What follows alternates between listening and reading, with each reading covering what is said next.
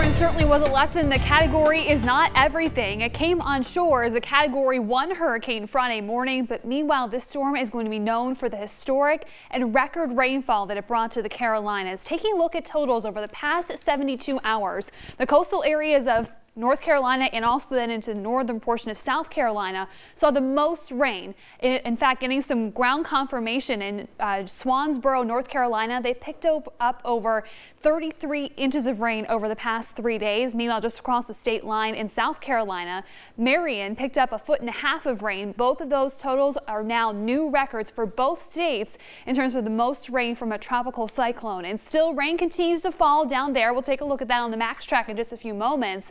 But now the rain is being funneled in our direction. And for the second time in as many weeks, we are tracking the potential for more remnants from a tropical system to pass through central and eastern Kentucky. This will not be a repeat of last weekend like we saw with Gordon, but instead we are tracking the potential of 1/2 inch up to 2 inches with higher totals expected across southern and southeastern Kentucky, and all of these amounts will be through midnight on Tuesday. The rain is just slowly starting to move in. We've been seeing that trend throughout the course of the afternoon and into the evening hours. On the Max Track Live Doppler, you notice mostly scattered light rain across the bluegrass. Meanwhile, rain has been more widespread out to the east and also speckled in some pockets of heavier rain. More noticeable one just to the north of Berea and Madison County, continuing on up towards the Mountain Parkway and also into northern Pike County. We are tracking more of that moderate to heavy rain. And everything has been spiraling from southeast to northwest around the center of Florence, which is currently starting to track through western North Carolina, but still the tail brings some very heavy rain just to the north of Charlotte back through Myrtle Beach. And overall, Florence has been weakening since its landfall, now checking in a tropical depression with 30-mile-per-hour winds, and it's also gaining speed, moving to the north at 10 miles per hour. Earlier in the weekend, you could quite literally outwalk Florence as it was only moving a few miles per hour.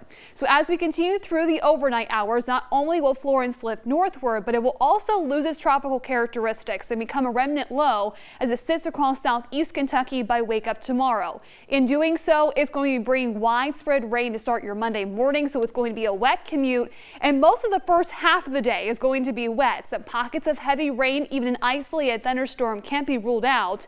By the afternoon, the low will be sitting somewhere near Ashland. From there, it's going to follow the Ohio River up towards Pennsylvania, and as that low continues to track further towards the northeast, we will begin to see the showers tapering off mainly tomorrow evening, and then eventually high pressure moves in, setting up for a much drier and also warmer middle of the upcoming week. So with the clouds and showers around tomorrow, only low 70s for a high, but then we're right back into the mid to upper 80s as early as Wednesday. Certainly a very summertime feel, even though fall begins on Saturday. That's going to officially arrive just after closer to 10 o'clock, I should say, on Saturday. But still, again, we are tracking a very summery end to the summer season. So tonight, showers will still be around, some pockets of heavy rain possible too. Some windy conditions, especially across southeast Kentucky, with some gusts up to 25 miles per hour. And as Florence lifts in tomorrow, of course, bringing more rain, but also the wind is going to relax too. Eventually, we'll lose all the showers Monday night. We bring back the sunshine gradually on Tuesday. Lots of sunshine Wednesday and Thursday. Those will be some great pool days in the middle of summer. And then eventually, we will be seeing some isolated showers and storms working their way back in towards next weekend.